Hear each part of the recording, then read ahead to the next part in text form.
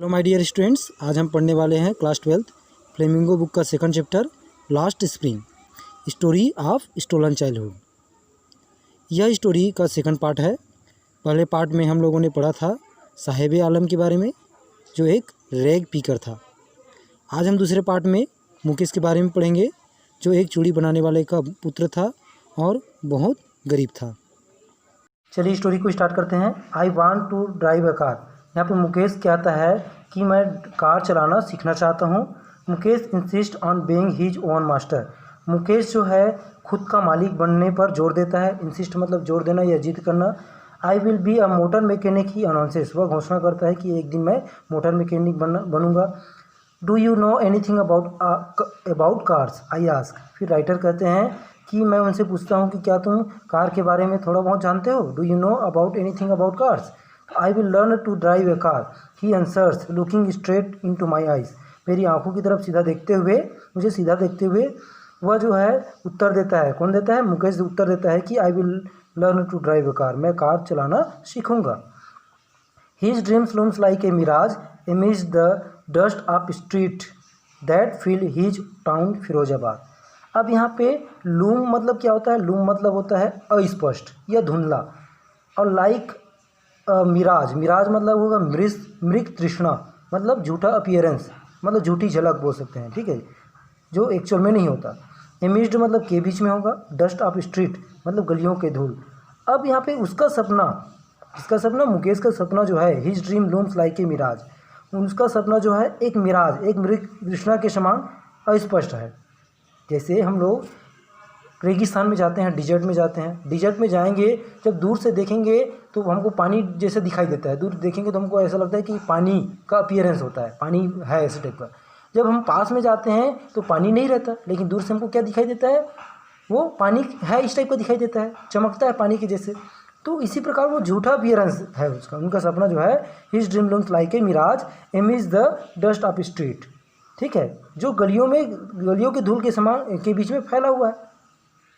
That fill his town Firozabad, जो उसके कस्बा जो फिरोजाबाद है वहाँ पे क्या हुआ है?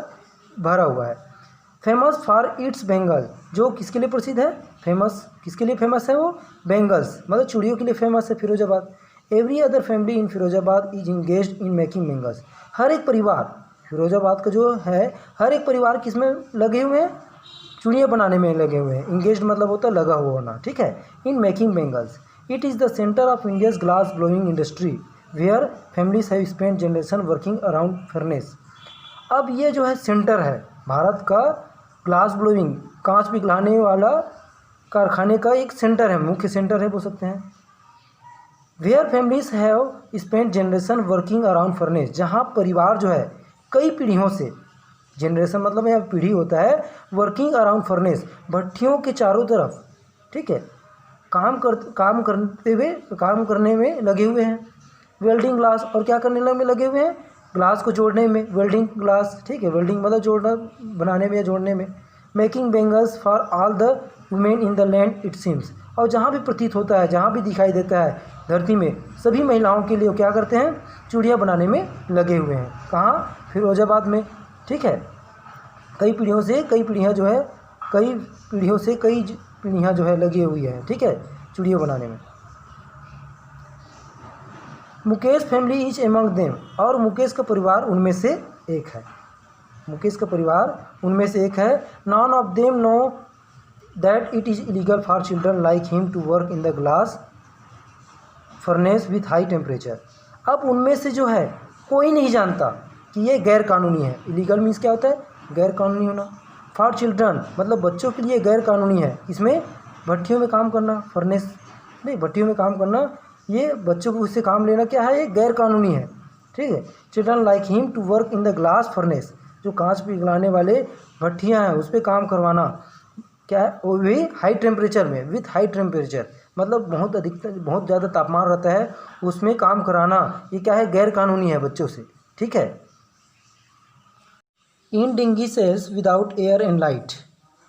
अब उनका वहाँ का स्थिति कैसा था? डिंगी सेल्स, डिंगी मतलब होता है अंधेरी या बोल सकते हैं गंदगी से भरा हुआ कोठरियाँ। सेल्स मतलब कोठरियाँ होता है। तो वहाँ की स्थिति कैसा था? अंधेरी और गंदगी से भरा हुआ क्या थे, कोठरियाँ था।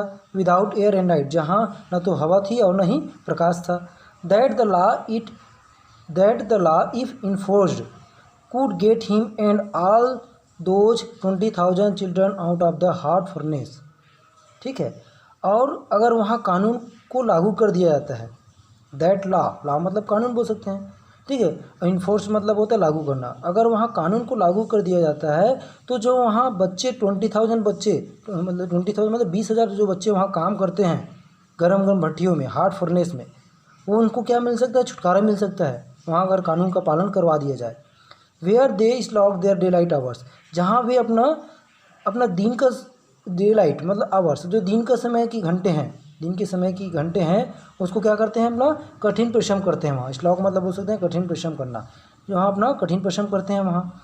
After lodging the brightness of their eyes, अब वो क्या किसका कारण बनता है, lodging the brightness of their eyes, जो आँखों का चमक है, ब्राइटनेस है, उसको क्या कर देते हैं हम लोग, अक्सर खो देते हैं, मतलब अंधे हो जाते हैं।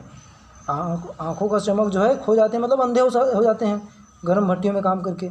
Mukesh I beam as he volunteer to take me home, अब मुकेश की आंखें जो है अचानक चमकने लगती है। बीम मतलब क्या होता है, चमकने लगती है।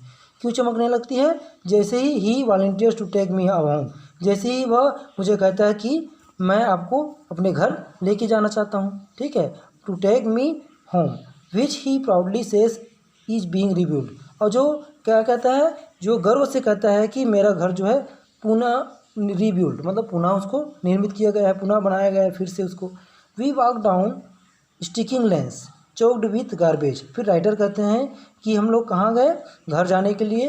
We walk to down stinking lanes मतलब जो बदबूदार गलियाँ हैं, स्टिकिंग मतलब होता है बदबूदार, लेंस मतलब गलियाँ बोल सकते हैं। तो जो बदबूदार गलियाँ हैं उसमें से हम लोग पैदल चलते हुए गए।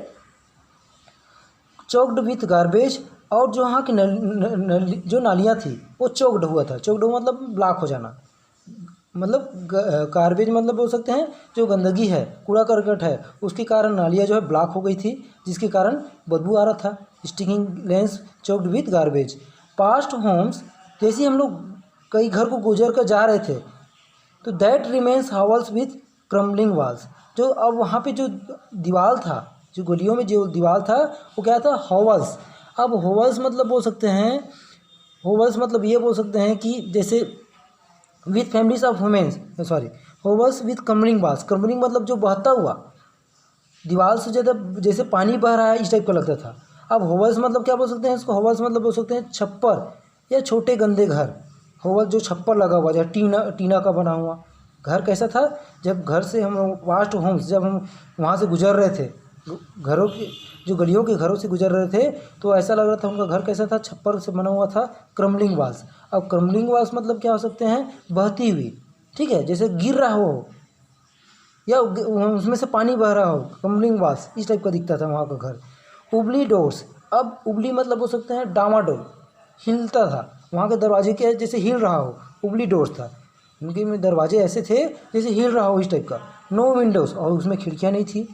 Crowded with families of womens और and animals, crowded with families and of womens and animals coexisting in primeval state.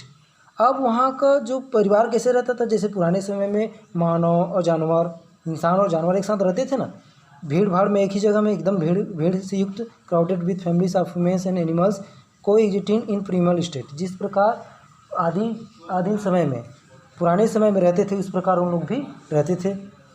मैंने क्या बताया अभी, उनका घर कैसा था, नो विंडोज़, जहाँ खिड़कियाँ नहीं थी उनके घर में। उस गलियों में जो घर बना हुआ था उसमें खिड़कियाँ नहीं थी। उबली डोर्स, डामाडोल दरवाजे थे, मतलब हिल रहे थे, दरवाजे भी हिल रहे थे। क्रम्बिंग वाल्स, और जैसे ऐसा लग रहा था कि दीवार गिर रहा है, क्रम्बिंग वाल्स, ठीक है। और क्या था, हावल्स था, छप्पर से बना हुआ, टीनों से बना हुआ इस टाइप का घर था वहाँ का, गलियों में जो घर था। इसके बाद कि crowded with families of womens and animals coexisting in primeval state, जिस प्रकार आदिम समय में, पुराने समय में लोग रहते थे, मतलब छोटा सा घर था, छोटा सा घर रहता था, उसमें बहुत सारे लोग रहते थे एक ही घर में, और साथ ही साथ जानवर भी रहते थे, ठीक है। Families of womens and animals, मतलब एक ही घर में बहुत सारे लोग रहते थे और जानवर भी रहते थे। इस समय आदिम समय रहते थे, आदिम समय प्राचीन समय में। अब उसके बाद he stops at the door of one such house. उसके बाद मुकेश जो है एक ऐसी घर के पास क्या किया, रुक गया। Stopped at the door of one such house, ठीक है, ऐसी घर के एक दरवाजे के पास रुक गया। एंड बैंग्स उबली iron door with his foot. उसके बाद मुकेश ने अपने पैरों से जो लोहे का बना हुआ जो हिल रहा था, उबली आयरन, उबली मतलब बताया था मैंने, डावाडोल या हिलता हुआ जो लोहे का दरवाज़ा है उसके सामने क्या किया, बैंग्स मतलब अब धमाके से उसको खोलने के प्रयास किया। बैंग्स मतलब धमाके से खोलना, ठीक है, जोर से खोलना या धमाके से खोलना। In one and pushes it open. उसके बाद उसको क्या किया, धक्का देते हुए, पुश करते हुए उसको क्या किया, उसको खोला, it open. We enter a half built shack. उसके बाद हम लोगों ने आधा बना हुआ, शेक मतलब बोल सकते हैं झोपड़ी, यहाँ पर शेक मतलब क्या होगा, झोपड़ी, जैसे हट में झोपड़ी होता है इसी प्रकार शेक मतलब यहाँ होगा झोपड़ी। We enter a half built shack. हम लोग आधा बने हुए झोपड़ी में, जो पूरी तरह से बना नहीं हुआ था, पुनर्निर्मित नहीं था, उस पर क्या किया, प्रवेश किया। In one part of it. अब उसमें से जो झोपड़ी में से एक पार्ट में क्या था, थ्रेश्ड विथ डेड ग्रास, जो मृत घास है, ठीक है, मतलब घास फूस से बना हुआ, ठीक है, सूखे घास फूस से, मृत मतलब यहाँ पे डेड मतलब मरा हुआ नहीं बोल सकते, यहाँ सूखा हुआ बोल सकते हैं, डेड ग्रास। और थ्रेश्ड मतलब घास फूस, ठीक है, ग्रास मतलब घास हुआ, थ्रेश्ड मतलब उसका थ्रेश्ड मतलब बोल सकते हैं जैसे फूस का छप्पर, घास फूस का छप्पर को थ्रेश्ड कहा जाता है। थ्रेश्ड विथ डेड ग्रास, ठीक है, सो सूखे हुए घास से बना हुआ छप्पर था।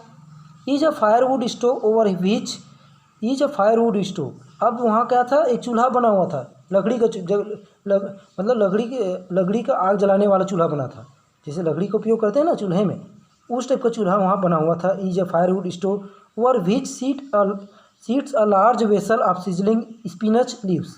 अब वहाँ पे क्या, एक बड़ा वेसल मतलब बर्तन बोल सकते हैं, सिजलिंग स्पिनच लीव्स, और उस बर्तन उसमें रखा हुआ था चूल्हे में, और उसमें क्या आवाज़ आ रहा था, सिजलिंग स्पिनिच लीव्स। स्पिनिच मतलब क्या होता है, पालक, और लीव्स मतलब पत्तियाँ, पालक की जो सब्जियां हैं या पत्तियां हैं, वो सिजलिंग मतलब बोलते हैं जो सब्जी के पकने की आवाज़ है उसको सिजलिंग कर सकते हैं, जो पकने की आवाज़ है उसको सिजलिंग कहते हैं, ठीक है, सिजलिंग स्पिनच लीव्स, पत्तियों पालक पत्तियों की सब्जी, पालक सब्जियों या पत्तियों के जो पकने का आवाज़ है वहाँ पे सुनाई दे रहा था। ऑन द ग्राउंड, और ज़मीन पर, in a large aluminium platters, platters मतलब बोल सकते हैं, अब यहाँ पे ज़मीन पर एल्यूमिनियम का बना हुआ प्लेटर्स मतलब बोल सकते हैं बड़ी प्लेट, ठीक है, बड़ी प्लेट रखी हुई थी। अब इन लार्ज एल्यूमिनियम प्लेटर्स भी आर मोर चॉप्ड वेजिटेबल्स, अब रखी हुई थी वहाँ पे, are more chopped vegetable, chopped मतलब बोल सकते हैं कटा हुआ जो वेजिटेबल्स था, और कटे हुए वेजिटेबल्स भी वहाँ रखे हुए थे, किसमें, बड़ी प्लेटों में। अब फ्रेल यंग वुमेन, अब फ्रेल मतलब बोल सकते हैं कमज़ोर या नाजुक, ये कमज़ोर यंग वुमेन, ठीक है, युवा लड़की, ठीक है, या मतलब सॉरी लड़की नहीं बोल सकते हैं, महिला है, ठीक है, अ फ्रेल यंग वुमेन, एक नाजुक महिला, कम उम्र की महिला, is cooking the evening meal for the whole family, ठीक है, जो पूरे परिवार के लिए क्या कर रहे थे, शाम का भोजन बना रहे थे।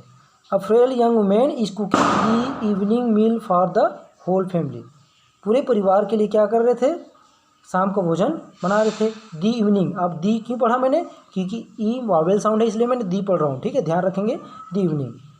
Through eyes filled with smoke she smiles, अब उनकी आंखों के चारों तरफ क्या हो गया था, धुआं छाया हुआ था, स्मोक, स्मोक मतलब बोल सकते धुआं। अब उस धुएं में से होकर क्या, सी स्माइल्स, वह मुस्कुराई। She is the wife of Mukesh elder brother, अब वो जो है किसकी पत्नी थी, मुकेश का जो बड़ा भाई है उसकी पत्नी थी, ठीक है, वो महिला जो है वो मुकेश के बड़े भाई का पत्नी थी। Not much older in years she has began to command respect as the bahu the daughter in law of the house, अब वो उम्र में ज़्यादा बड़ी नहीं थी, फिर भी उसको घर की एक बहू के रूप में सम्मान मिलने लगा। Began to command respect as the bahu, ठीक है, already in charge of 3 men, और उनको 3 लोगों का दायित्व था, ठीक है, 3 लोगों का पहले से उनको दायित्व था। कौन कौन थे उसमें, हर हस्बैंड, उनका पत्नी, उनका पति, और उनका देवर मुकेश, एंड देयर फादर, और उनके पिता, ठीक है, 3 लोगों का चार्ज उनके अंदर का था, उनके दायित्व था उनके लिए, ठीक है, उनके लिए खाना बनाना, कपड़े धोना, इस टाइप का दायित्व उनके लिए था। वेन दी ओल्डर मैन इंटर्स, और जब वृद्ध व्यक्ति है, जो सबसे बुजुर्ग व्यक्ति है, वो घर में पहुंचते थे, तो she gently withdraw behind the broken walls, तो वो फिर विनम्रता से, जेंटली, सभ्य तरीके से क्या करती थी, जो टूटे हुए दीवार है उसके पीछे छिप जाती थी। विदड्रॉ मतलब होता है छिप जाना, ठीक है। परंपरा भी है, जो भी हमारे जैसे हमारे कल्चर में क्या है कि जब भी महिला के सामने कोई बड़े बुजुर्ग व्यक्ति आते हैं तो अपना पीछे हट जाती है, ठीक है, या छुप जाती है पर्दे, या अपना घूंघट जो है नीचे रख लेती है। Behind the broken wall and bring her veils closer to her face, उसके बाद क्या करते हैं, अपने चेहरे के सामने, वेल मतलब बोलते हैं घूंघट, ठीक है, अपने घूंघट को क्या करते हैं, अपने चेहरे के सामने ले आते हैं। कोई भी बड़ा बुजुर्ग व्यक्ति जो है उनके सामने से गुजरता है तो इस कस्टम डिमांड्स, जैसे एक ये रिवाज जो है, ऐसा मांग करता है रिवाज, ऐसा करना।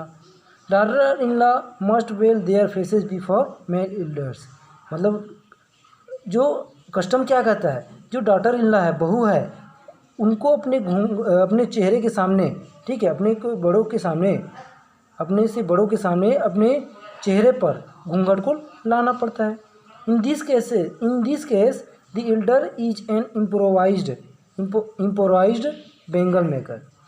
अब इस स्थिति में जो सबसे बुजुर्ग व्यक्ति था उनके परिवार में, in this case the Elder is an improvised Bengal maker, वो कैसा व्यक्ति था, एक गरीब, इम्पोवरिज्ड, ठीक है, कंगाल या गरीब बोल सकते हैं, एक चूड़ी बनाने वाला था, ठीक है, जो सबसे उनके बुजुर्ग व्यक्ति थे उसके घर में वो क्या था, इम्पोवरिज्ड बेंगल मेकर, एक गरीब चूड़ी बनाने वाला व्यक्ति था। Despite long years of hard labour, मतलब लंबे वर्षों के कठिन परिश्रम के बावजूद, डिस्पाइट मतलब होता है बावजूद, फर्स्ट एज ए टेलर, पहली बार उन्होंने क्या काम किया, जो बुजुर्ग व्यक्ति था, जो मुकेश के पिता थे, वो सबसे पहले क्या काम करते थे, टेलर का काम करते थे, दर्जी का काम करते थे। देन अ बेंगल मेकर, उसके बाद चूड़ी बनाने वाले काम किया उन्होंने। He has failed to renovate a house, उसके बाद फिर भी वो ये सब काम करने के बावजूद जो है घर को पुनः निर्मित करने में, रिनोवेट करने में असफल रहे, ठीक है। और क्या किसमें असफल रहे, send his 2 sons to school, और अपने जो 2 पुत्र हैं उसको विद्यालय भेजने में भी असफल रहे। ऑल ही हैज़ मैनेज्ड, अब इन सब के बावजूद जो उन्होंने उनके लिए प्रबंध किया या उन्हें जो सिखाया वो क्या था, to do is teach them what he knows, उन्होंने जो बुजुर्ग व्यक्ति है जो कुछ भी वे जानते थे चूड़ी बनाने के लिए या कला में जो भी जानते थे उसके बारे में उनको क्या किया, सिखाया। All he has manage to do is teach them what he knows the art of making bangles, मतलब चूड़ी बनाने के जो कला था उनको उन्होंने अपने दोनों बेटों को सिखाया, उस बुजुर्ग व्यक्ति ने, ठीक है, the art of making bangles. It is his karma his destiny says Mukesh grandmother, अब मुकेश की दादी जो है वो कहती है कि यह उसका कर्म है या उसका भाग्य है, डेस्टिनी मतलब भाग्य होता है। Who has watched her own husband go blind with the dust from polishing the glass of bangles, फिर कहती है उनकी दादी जो है कि उन्होंने अपने खुद के पति को देखा है, watched her own husband go blind, अंधे होते हुए अपने पति को देखा है, with the dust from polishing the glass of bangles, जो कांच की जो चूड़ियाँ हैं उनको कलर करते समय जो डस्ट निकलता है उस डस्ट से अंधे होते हुए अपने पति को देखा है। Can a god given lineage ever be broken, she implies, फिर वो अर्थ बताते हुए कहती है कि क्या जो भगवान के द्वारा दिया गया लाइनेज है, मतलब वंश परंपरा है, उसको हम लोग तोड़ सकते हैं, क्या हम लोग तोड़ सकते हैं। Can I god given lineage ever be broken, she implies born in the caste of bangle makers, मतलब चूड़ी बनाने वाले की जाति में पैदा होकर, बर्न मतलब पैदा होता है, कास्ट मतलब जाति, they have seen nothing but bangles, मतलब उन्होंने चूड़ी के अलावा, चूड़ियों के अलावा कुछ भी चीज़ नहीं देखा है। बट मतलब के अलावा निकलेगा यहाँ पे, ठीक है, बट बेंगल्स, चूड़ी के अलावा उन्होंने कोई भी चीज़ को नहीं देखा है। इन द हाउस, अब यहाँ पे मैं बता दूँ बट मतलब के अलावा अर्थ कैसे निकला। जब प्रीपोजिशन के रूप में फिट होता है नाउन के पहले तो बट मतलब के अलावा अर्थ निकलता है, ठीक है। तो they have seen nothing but bangles, उन्होंने बेंगल्स के अलावा और कोई भी चीज़ नहीं देखा है। इन द हाउस, घर पे चूड़ियाँ, आंगन में चूड़ियाँ। In the yard, in every other house, और दूसरे के घर में भी चूड़ियाँ। एवरी अदर यार्ड, और दूसरे के आंगन में भी चूड़ियाँ। एवरी स्ट्रीट इन फिरोजाबाद, और फिरोजाबाद के प्रत्येक गलियों में चूड़ियाँ देखी हैं, सभी जगह चूड़ियाँ हैं, क्योंकि अधिकतर वहाँ के जो फिरोजाबाद है वहाँ के रहने वाले लोग हैं वो हमेशा क्या करते हैं, चूड़ियाँ बनाने का ही काम करते हैं। स्पायरल्स ऑफ बेंगल्स, अब बेंगल्स मतलब चूड़ियों का जो सर्पाकार, मतलब चूड़िया जो है कैसा रहता है, सर्पाकार, मतलब सर्प के समान गोल, ठीक है। स्पायरल्स ऑफ बेंगल्स, जैसे सर्प जो है सर्पिला, मतलब सर्प जो है सांप जो है गोल हल्का सा तिरछा सीधा न चल के गोल चलता है, ठीक है, लहराते हुए। उसी प्रकार जो चूड़िया जो है वैसी है स्पायरल्स ऑफ बेंगल्स, जिसमें सनी गोल्ड, जिसमें सूर्य के समान चमकीला सनी गोल्ड, उसका कलर कैसा है चूड़ियों का, सूर्य के समान चमकीला। पेडी ग्रीन, जिस प्रकार धान जो है ग्रीन रहता है स्टार्टिंग में, उस प्रकार का कलर था चूड़ियों का। रॉयल ब्लू, हल्का नीला। पिंक, गुलाबी। पर्पल, बैंगनी कलर, ठीक है। Every colour burn out of the 7 colours of the rainbow, जिस प्रकार इंद्रधनुष में रेनबो में जो 7 कलर बाहर निकलता है उसी प्रकार उन चूड़ियों का कलर था, ठीक है। लाई इन माउंट्स इन अनकेप्ट यार्ड, जो अस्त व्यस्त है, अनकेप्ट है, आंगन है, बिखरा हुआ आंगन या अस्त व्यस्त जो आंगन था उनमें ढेर लगा हुआ था। माउंट्स मतलब होता है ढेर, ठीक है। माउंट्स मतलब बोल सकते हैं ढेर लगा हुआ है, ढेर बोल सकते हैं, ठीक है। Are piled on 4 wheeled handcraft, ठीक है। अब पाइल्ड मतलब होता है ढेर लगा होना, जो 4 मतलब 4 पहिया वाला जो गाड़ी था जो हाथ से चलाते हैं उसको हैंड कार्ट्स बोल सकते हैं, जो हाथ से चलने वाला 4 पहियों का जो गाड़ी रहता है उसको ठेला भी कहते हैं, ठीक है। Pushed by young man along the narrow lanes, जो युवा व्यक्ति के द्वारा उसको क्या करते हैं, धक्का देते हुए लेके जाते हैं। नैरो लेन्स मतलब होता है जो संकरी गली होती है, लेन मतलब होता है गलियाँ, ठीक है। नैरो मतलब संकीर्ण बोल सकते हैं या शंकरा। सो जो संकरे गलियाँ होती हैं उनमें से क्या करते हैं, धक्के देते हुए जो युवा व्यक्ति हैं उनको लेके जाते हैं। आप द सेंटी टाउन, आप सेंटी टाउन, सेंटी मतलब क्या होता है, जो झोपड़ियों से भरा हुआ कस्बा है, सेंटी टाउन, उनमें से वो लेके जाते हैं। एंड इन डार्क हटमेंट्स, और वहाँ अंधेरी झोपड़ियाँ रहती हैं। हटमेंट्स मतलब होता है झोपड़ियाँ, और डार्क मतलब बोल सकते हैं अंधेरा, जो अंधेरे झोपड़ियाँ उनमें झोपड़ियाँ रहती है। Next to lines of flames of flickering oil lamps, अब जो तेल से जलने वाली जो दीपक है या चिमनी भी बोल सकते हैं, लैंप भी बोल सकते हैं, ठीक है, अपने लोकल लैंग्वेज में। ऑयल लैंप्स जो तेल से जलते हैं उनकी रोशनी में फ्लिकरिंग, ठीक है, उसकी चमक में, और उसकी जो next to lines to flame of lines flickerings of oil lamps, मतलब लाइन से उन लोग बैठे रहते हैं, ठीक है। उस दीपक से जलने वाली रोशनी में क्या करते हैं, उन लोग लाइन से बने रहते हैं, जिसमें कौन कौन रहते हैं, सीट बॉयज़, लड़के लड़कियां with their fathers and mothers, और उनके माता और पिता सब लाइन से चूड़ी बनाने के लिए लगे रहते हैं, ठीक है। एक रोशनी की दीपक में, तेल से चलने वाली रोशनी में उन लोग क्या करते हैं, उन लोग काम करते रहते हैं चूड़ियाँ बनाने का। जैसे क्या करते हैं, welding pieces of coloured glass into circle of bangles, अब बेंगल्स के सर्कल ऑफ बेंगल्स जो गोलाकार रहते हैं, सर्कल ऑफ बेंगल्स, और जो कलर रहते हैं पहले से कलर किए रहते हैं, कलर्ड ग्लास, ठीक है। जो कलर रहते हैं उसको क्या करते हैं, आपस में लोग जोड़ते हैं, वेल्डिंग करते हैं। वेल्डिंग मतलब क्या बोल सकते हैं, जोड़ना। Welding pieces of coloured glass into circle of bangles, ठीक है। जोड़ के क्या करते हैं, उसको सर्कल गोलाकार आकृति बनाते हैं जोड़ के। पहले हाफ रहता है, हाफ सर्कल रहता है, उसको जोड़ के क्या करते हैं, आपस में जोड़ते हैं, तो क्या हो जाता है, वो पूरा सर्कल बन जाता है चूड़ियों, circle of bangles. Their eyes are more adjusted to the dark than to the light outside, ठीक है। Their eyes are more adjusted to the dark than to the light outside, अब उनकी आंखें बाहर वाले जो प्रकाश है, ठीक है, जो बाहर वाले प्रकाश की अपेक्षा क्या हो गया, अंधेरों की अधिक अभ्यस्त हो चुकी हैं। जो अंधेरों का आदी हो गए, जो बाहर वाले प्रकाश की अपेक्षा जो उनकी आंखें हैं वो अंधेरे में कम रोशनी में रह के आदत पड़ गया उनको कम रोशनी में रहना उनकी आंखों को। तो that is why they often, इस कारण से, दैट इज वाई इसी कारण से they often end up losing their eyesight before they become adults. मतलब इसी यही कारण है जब वो युवा होने से पहले, दे बिकम एडल्ट्स, वो युवा होने से पहले ही अपना आँखों की जो दृष्टि है उसको क्या कर देते हैं, खो देते हैं, एंड अप, अक्सर खो देते हैं। यही कारण है कि जो है अपनी आँखों की दृष्टि को खो देते हैं, क्योंकि उनको जो कम रोशनी में काम करने की आदत हो जाती है। ठीक है, और कम रोशनी में जब काम करेंगे तो आँखों पर जोर ज़्यादा पड़ता है, प्रेशर ज़्यादा पड़ता है, जिसकी वजह से आँखों की रोशनी जो चली जाती है।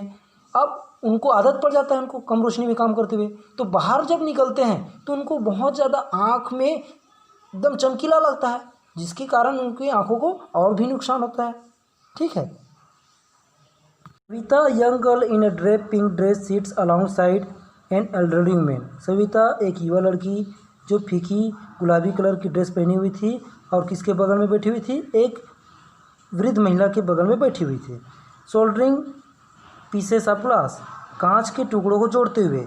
ए her hands move mechanically like the tongs of a machine, और उसका हाथ जो है मशीन के समान चलता था, like the tongs of machine, जैसे मशीन में चिमटी रहता है उस समान उसका हाथ जो है चलता था।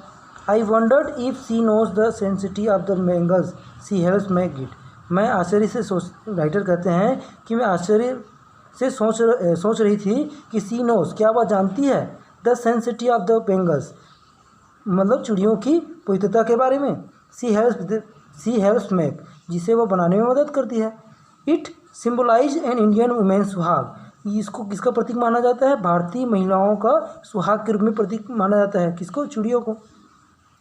ऑस्पिशियसनेस इन मैरिज, और शादी में सुहाग के प्रतीक के रूप में। ऑस्पिशियसनेस मतलब होता है ही, ऑस्पिशियसनेस को हिंदी में सुहाग ही कहते हैं। ठीक है, तो जो चूड़ियाँ हैं उसको सुहाग के प्रतीक के रूप में माना जाता है। It will down on her suddenly one day. अब डाउन ऑन मतलब क्या होता है, समझने लगेगी। ठीक है, अब राइटर कहते हैं कि it will down on her suddenly one day, वह एक दिन अचानक इसे समझने लगेगी। When her head is draped with a red well, जब उनका सिर जो है, अब ड्रेप्ड मतलब होता है ढकना, ठीक है, विथ अ रेड वेल, अब रेड मतलब लाल जो घूंघट है उससे क्या हो जाएगी, ढकी रहेगी, तो उसको पता चल जाएगा, ढांक दिया जाएगा या फिर, तो है ना। हर हैंड्स डाइड रेड, अब उसके हाथ जो है डाइड मतलब रेड, ठीक है, विथ हिना, हिना मतलब मेहंदी बोल सकते हैं, जब लाल मेहंदी से उनका हाथ जो है रंग जाएगा। And red bangles rolled on to her wrist, और उस लाल चूड़ियाँ जो है उनके कलाइयों में, रिस्ट मतलब कलाई बोल सकते हैं, ठीक है, कलाइयों में पहना दिया जाएगा। Rolled on to her wrist, she will then become a bride, उसके बाद वह एक दुल्हन बन जाएगी। बिकम अ ब्राइड, ब्राइड मतलब दुल्हन बोल सकते हैं, दुल्हन या दुल्हन, ठीक है। Like the old women beside her, जिस प्रकार वृद्ध महिला जो है उसके बगल में बैठी हुई थी। Who became one many years एगो, जो वो कई वर्षों पहले उसी के समान थी, ठीक है। Who became one many years ago, ठीक है, छोटी थी उसी के समान।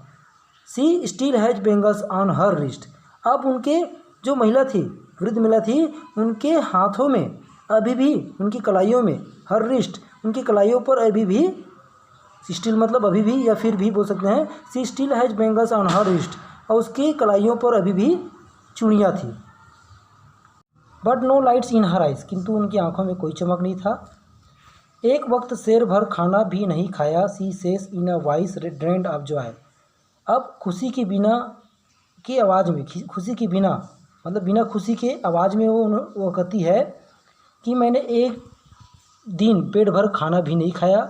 सी has not enjoy even one full meal in her entire lifetime, और उन्होंने पूरे जीवन में पेट भर खाने का भी आनंद नहीं लिया है। दैट्स वाट सी हैज़ रिव्ड, यही फल है जो उसे प्राप्त हुआ है। Her husband an old man, उसका पति जो है एक बड़ी दाढ़ी वाला, old man with a flowing beard, बड़ी दाढ़ी वाला एक वृद्ध व्यक्ति है, और वो कहता है I know nothing except bangles, मैंने चिड़ियों के अलावा, एक्सेप्ट मतलब के अलावा, चिड़ियों के अलावा कुछ भी नहीं जानता हूँ। All I have done is make a house for a family to live in. जो कुछ भी मैंने किया है वो एक घर बनाया है, किसके लिए? अपने परिवार के रहने के लिए। हियरिंग हिम, यह सुनकर, one wonders if he has achieved what many have failed in their life time. यह सुनकर, उसकी बातों को सुनकर कोई भी हैरान होगा, ठीक है। Hearing him one wonders if he has achieved what many have failed in their life time. मतलब उसकी बात को सुनकर कोई भी हैरान होगा कि उसने ऐसा क्या प्राप्त कर लिया, उसने ऐसा क्या प्राप्त कर लिया जिसे प्राप्त करने में कई लोग अपने जीवन में असफल रहे हैं, ठीक है। If he has achieved what many have failed in their life time. जो कई लोग जो है अपने जीवन में क्या कर लेते हैं, असमर्थ हो जाते हैं, असमर्थ हो जाते हैं पूरे जीवन में। He has a roof over his head, वह अपने सिर के ऊपर एक छत रखता है। He has a roof, roof मतलब छत होता है, ओवर हीज हेड, अपने सिर के ऊपर एक छत रखता है, ठीक है। The cry of not having money to do anything except carry on the business of making mangles, ठीक है। चूड़ियों को बनाने का धंधा बनाए रखने के अलावा, चूड़ियों का धंधा बनाए रखने के अलावा कुछ और करने के लिए उनके पास क्या था? पैसे नहीं थे। The cry of not having money, ठीक है। चूड़ियों को बनाने के धंधा बनाए रखने के अलावा कुछ और करने के लिए पैसे न होने का रोना था। The cry of not having money to do anything except carry on the business of making mangles, not even enough to eat, और यहाँ तक कुछ खाने के लिए भी पैसे नहीं था, उसके लिए उनके ऊपर रोना था। रिंग्स इन एवरी होम, जो सभी घरों में गूंजती है, ऐसी बातें जो है सभी घरों में गूंजती है। The young man echo the lament of their elders, और जो युवा व्यक्ति है अपने जो बुजुर्ग व्यक्ति को जो कहते थे, जो बुजुर्ग व्यक्ति कहते थे, उसी बात को क्या करते हैं? शोक प्रकट करते हैं। लेमेंट मतलब होता है शोक प्रकट करना, ठीक है। The young man echo the lament of their elders, little has moved with time, little has moved with time it seems in Firozabad, और ऐसा लगता है कि फिरोजाबाद में समय के साथ कोई परिवर्तन नहीं हुआ, थोड़ा भी परिवर्तन नहीं हुआ। Little has moved with time it seems in Firozabad, years of mind numbing toil have killed all initiative and the ability to dream। Initiative मतलब होता है आगे बढ़ने की इच्छा, और एबिलिटी टू ड्रीम मतलब सपने देखने की योग्यता। अब यहाँ पे कह रहे हैं, राइटर कहते हैं कि दिमाग को सुन कर देने वाली, ईयर्स ऑफ माइंड नंबिंग मतलब दिमाग को सुन कर देने वाली, ठीक है, दिमाग को शून्य कर देने वाली वर्षों की कठोर मेहनत, टॉयल मतलब होता है मेहनत, कठोर परिश्रम, उसको टॉयल कहते हैं, ठीक है। तो दिमाग को शून्य कर देने वाली वर्षों की कठोर मेहनत ने सभी की जो आगे बढ़ने की इच्छा है, इनिशिएटिव है, एंड एबिलिटी टू ड्रीम, और सपने देखने की जो योग्यता है उसको खत्म कर दिया है, ठीक है, या समाप्त कर दिया है, काइल्ड मार दिया या समाप्त कर दिया है, ठीक है। Organise yourself into a cooperative. I ask, writer कहती है कि मैं उनसे पूछती हूँ कि आप लोग स्वयं को एक सहकारी समिति में संगठित क्यों नहीं कर लेते। कोऑपरेटिव मतलब होता है सहकारी समिति, ऑर्गेनाइज करना मतलब होता है संगठित करना। I ask group of young man, मैं लोगों के युवा दलों से पूछती हूँ, who have fallen into the vicious circle of middle man, जो दुष्ट दलाल लोगों के सर्कल में क्या हो गए हैं, फंस गए हैं, ठीक है, घेरे में फंस गए हैं। Who trapped their fathers and forefather, जो उनके बोल सकते हैं बाप, उनके पिता, ठीक है, और उनके फोर फादर्स और उनके दादाओं को, पितों और दादाओं को क्या किए हैं, अपने चंगुल में फंसा लिए हैं। Even if we get organise we are the ones who will be hard up by the police, beaten and dragged to the jail for doing something illegal, this is. अब वे लोग कहते हैं, उसके बाद वो लोग कहते हैं कि यदि हम लोग संगठित कर भी लेते हैं, संगठन बना भी लेते हैं, even if we get organise we are the ones, हम लोग उनमें से होंगे जो who will be hard up by the police, जो पुलिस के द्वारा, हार्ड अप मतलब क्या होता है, हार्ड अप मतलब बोल सकते हैं जो घसीटा जाना या जेल में डाल देना, जेल में डाल देना, ठीक है। हार्ड अप मतलब क्या बोल सकते हैं, जेल में बंद कर देना या घसीट कर ले जाना भी बोल सकते हैं।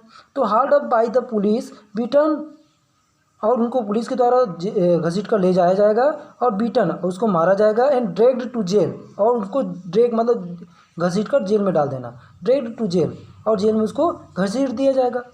फॉर डूइंग समथिंग इलीगल मतलब कुछ करने के आरोप में, कुछ गैर कानूनी करने, इलीगल मतलब गैर कानूनी होता है, कुछ गैर कानूनी करने के आरोप लगाकर उसको जेल में डाल दिया जाएगा। देसेस वे कहते हैं, there is no leader among them, उनमें से उनके बीच में कोई भी नेता नहीं है। No one who could help them you see things differently, और कोई भी व्यक्ति नहीं है जो चीज़ों को अलग अलग तरीके से देखने में उनकी मदद कर सके। Could help them see things differently. Their fathers are as a tired as they are, उनके पिता भी उतने ही थक गए हैं जितना कि हम लोग थक गए हैं। एस टायर्ड एस, उतना ही थक गए हैं जितना कि हम लोग थक गए हैं। They talk endlessly in a spiral that moves from the poverty to apathy, greed and to injustice. अब यहाँ पे अपैथी मतलब क्या होता है, अपैथी मतलब बोल सकते हैं उदासीन, ठीक है। अब यहाँ पे क्या कह रहे हैं कि their fathers as tied as they are, they talk industry, industry मतलब होता है अनंत रूप से, ठीक है।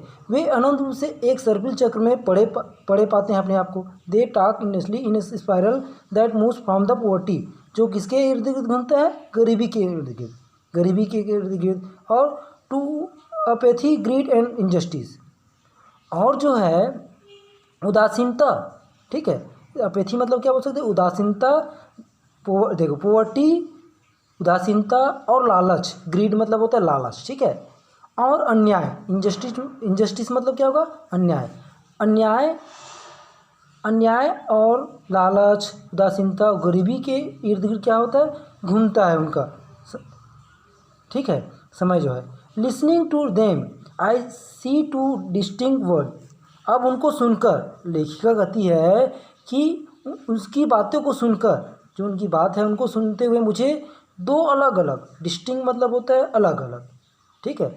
डिस्टिंक्ट मतलब क्या बोल सकते हैं, अलग अलग, ठीक है, या स्पष्ट, यहाँ पे स्पष्ट के लिए उपयोग हो गया है।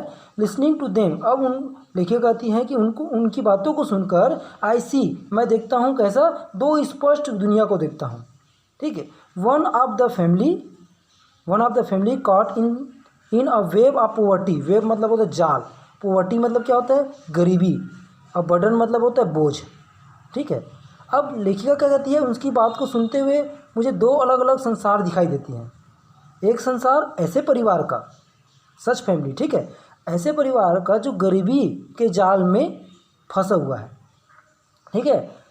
One of the family caught in a wave of poverty burden, जो गरीबी के जाल में फंसे हुए हैं और जो दबे हुए हैं, बर्डन्स, बोझ तले दबे हुए हैं, ठीक है। By the stigma of caste in which they are born, और जाति के कलंक से, स्टिग्मा मतलब होता है कलंक, ठीक है, जाति के कलंक से जिसमें वे जन्म लिए हैं, ठीक है। The other a vicious circle of the sahukars, और दूसरा जो है एक दुष्ट सर्कल ऑफ द साहूकार्स, जो साहूकार जो पैसे देने वाले हैं उनके सर्कल में फंस गए हैं। द मिडिल मैन, और जो दलाल हैं, पुलिसमैन, पुलिस वाले, द कीपर्स ऑफ लॉ, कानून को पालन करने वाले, कानून को पालन करवाने वाले, ठीक है, कानून लागू करने वाले बोल सकते हैं, या फिर keepers of law, the bureaucrats मतलब नौकरशाह हों, एंड द पॉलिटिशियन, और राजनीतिज्ञों के, ठीक है, चुंगल में फंस गए हैं। इतने लोगों के चुंगल में जो है लोग, चुंगल में जो बोल सकते हैं, या दुष्ट लोगों के चुंगल में लोग फंस गए हैं। साहूकार, मिडिल मैन, दलाल, पुलिसमैन, पुलिस वालों, कीपर्स ऑफ लॉ, कानून को लागू करने वाले, और नौकरशाह या राजनीतिज्ञों के चुंगल में, ठीक है। Together they have imposed the baggage on the child, ठीक है। अब यहाँ पे उन लोग, वे लोग साथ साथ, जितने भी लोग हैं वे साथ साथ, बेगेज मतलब भार, और इम्पोज मतलब होता है लाद देना, वो उनके ऊपर जो है भार को लाद दिए हैं, किसके ऊपर, बच्चों के ऊपर, ठीक है। Child that he can not put down, जिसे वे नीचे नहीं रख सकते हैं। Before he is aware he accept it, ठीक है।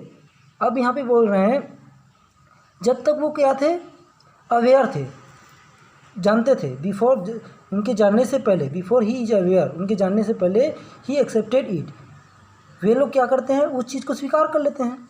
बिफोर ही इज अवेयर उनके जानने से पहले, ही एक्सेप्ट इट वे लोग इसे स्वीकार कर लेते हैं, as naturally as his father उसी प्रकार जिस प्रकार उनके पिताजी है उन बातों को स्वीकार कर लेते हैं। To do anything else would mean to dare अब कुछ नहीं करने से, कुछ चीज़ अन्य नहीं करने से अपेक्षा किसी चीज़ का साहस नहीं करना है। To do anything else would mean to dare मतलब यहाँ बोल सकते हैं किसी चीज़ के बारे में साहस नहीं करते हैं लोग, ठीक है। Anything else would mean to dare and daring is not part of his growing up और साहस दिखाना उनके अपने बढ़ने के भाग के रूप में नहीं है। And daring is not part of his growing up. When I sense a flash of it in it Mukesh जब I sense when I sense a flash of it in Mukesh I am cheered जब मैं इस विचार को, इस ध्यान को, sense को, फ्लैश ऑफ इट तो उनके किसके चेहरे पे देखता हूँ, मुकेश के चेहरे पर देखता हूँ। फ्लैश ऑफ इट मुकेश पर पड़ता है या मुकेश पर ये दिखाई देता है। आई एम चीयर्ड मैं खुश हो जाती हूँ। I want to be a motor mechanic, ठीक है। I want to be a motor mechanic Mukesh क्या कहता है, मैं मोटर मैकेनिक बनना चाहता हूँ। ही रिपीट्स वह फिर दोहराता है। He will go to a garage वह जो है गैरेज जाएगा एंड लर्न और सीखेगा। But the garage is long way from his home किंतु गैरेज जो है उनके घर से बहुत दूर है। I will walk he insist वह जिद करता है कि मैं पैदल जाऊँगा, ठीक है। Do you also dream of flying a plane फिर मैं पूछती हूँ, राइटर कहते हैं कि मैं पूछती हूँ कि क्या तुम प्लेन उड़ाने का भी सपना देखते हो। ही इज सडनली साइलेंट फिर अचानक वो चुप हो जाता है। नो ही सेज वह कहता है नहीं। स्टेरिंग एट द ग्राउंड मतलब ज़मीन की तरफ घूरते हुए देखते हुए। इन हिज स्मॉल मरमर, ठीक है। अब और थोड़ा वो बुड़बुड़ाते हुए, मरमर मतलब होता है बुड़बुड़ाना, ठीक है। His small murmur there is an embarrassment और उसको बुड़बुड़ाते हुए और अपने को अपमानित समझते हुए, ठीक है, या परेशान समझते हुए। एम्बेरेसमेंट मतलब होता है परेशानी, ठीक है, परेशानी में समझते हुए। That has not yet turn into regret जो अभी तक क्या है, पछतावा में, ठीक है। उनके अंदर घबराहट भरे हुआ था और जो अभी तक जिसने अभी खेद के रूप में नहीं लिया है, जिसे उसे अभी पछतावा या खेद के रूप में नहीं लिया है। In is small murmur there is an embarrassment that has not yet turn into regret मतलब पछतावा, ठीक है। He is content to dream of cars अब वो कार के सपने देखने में ही संतुष्ट है। He is content to dream of cars that he sees hurtling down to the street of his town जिसे वह शहर की गलियों में तेज़ी से आते हुए देखता है, ठीक है। Hurtling down to the street of his town. Few airplanes fly over Firozabad अब फिरोजाबाद के ऊपर जो है बहुत कम हवाई जहाज़ जो है निकलते हैं। उनको कार की आवाज़ें ज़्यादा आते हुए दिखाई देते हैं तो उनके सपनों किसके बारे में देखता है, वो कार के बारे में। और एयरप्लेन जो है मुश्किल से उनके ऊपर जो है बहुत कम हवाई जहाज़ जो है ऊपर उड़ते हैं, निकलते हैं, इसलिए वो कार के बारे में ज़्यादा सपना देखता है, ठीक है। यहीं से कहानी जो है समाप्त होता है, ठीक है।